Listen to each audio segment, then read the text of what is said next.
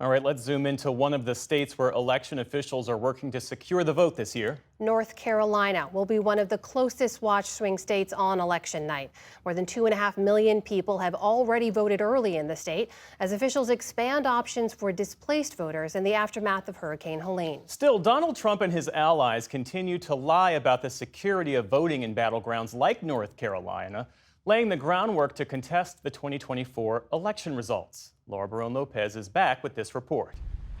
After we get up here, it lays completely different than what it used to. It don't even run the same way. In parts of Yancey County, along North Carolina's border with Tennessee, the devastation from Hurricane Helene is catastrophic. Part of me wants to see it, that way I can accept it as real, but then a part of me don't.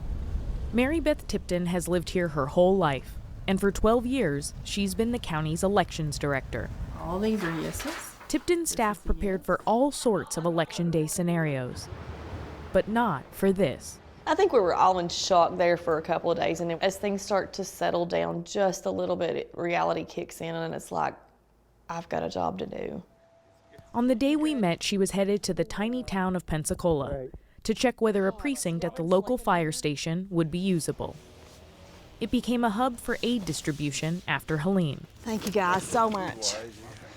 Earlier this month, the state passed changes to help hard-hit areas vote, including giving counties the power to adjust polling places and offering residents more options for receiving and turning in absentee ballots. On top of the challenges brought by Helene, election officials in North Carolina have confronted a years-long swirl of disinformation, conspiracies, and threats to workers. The atmosphere's changed since 2020. Nobody trusts us. Everybody thinks that we're out to get them. We're not going to count their ballots. We don't want them to vote. And that's been a big one. That's been a tough one. That's been a hard one to swallow. Much of the distrust stems from former President Donald Trump's false claims that the 2020 election was stolen and ongoing lies about widespread voter fraud in America. Early voting in North Karen Brinson Bell is the executive director of North Carolina's State Board of Elections. We have to focus on how to conduct an election, and we keep our eye on that ball. We're not going to play whack-a-mole with the various conspiracy theories and accusations and falsehoods that are being put out there. Among the most common lies this cycle, that Helene and the government's response to it were designed to disenfranchise Republicans in the election, and that non-citizens, with the help of Democrats, are trying to vote in significant numbers. It's a felony for non-citizens to vote in federal elections. Well, thank you very much, everybody. Trump combined all those falsehoods at a recent campaign stop in western North Carolina. FEMA has done a very poor job. They were not supposed to be spending the money on taking in illegal migrants, maybe so they could vote in the election. There is no grand conspiracy. We are nonpartisan in the work that we do. We are election officials committed by oath to conduct the elections for all North Carolinians. Still, the prospect of challenges to the election results in North Carolina looms large. We got this designated electioneering zone here. Jim Womack leads the Republican Party in Lee County, just south of Raleigh. He's also head of the so-called North Carolina Election Integrity Team, which is part of a Republican-led network to train poll observers in swing states. Do you think North Carolina will have a legitimate, fair election?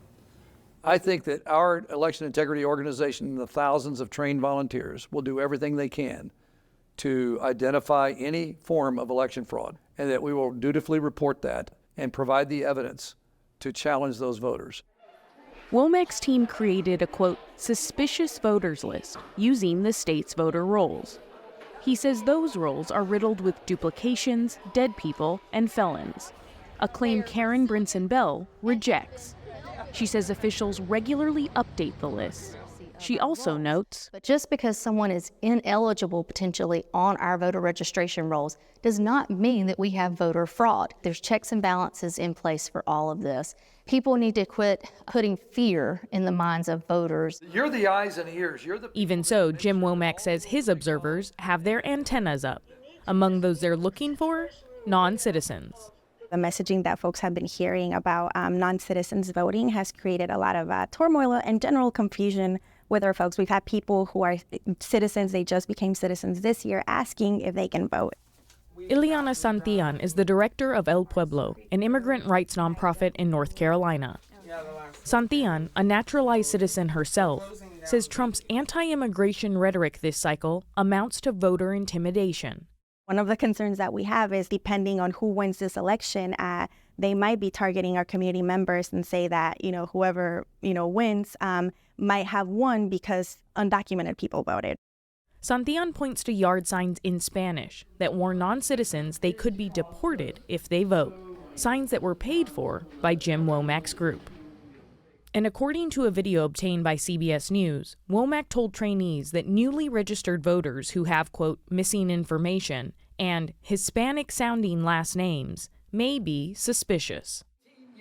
Womack told the NewsHour he was answering a question that used that language, and he insists he isn't trying to intimidate voters. But after 2020, Womack claims, he wants to rebuild trust. Even as Trump continues to spread the lie that the only way he'll lose in November is if Democrats cheat. Doesn't that undermine trust in the U.S. elections?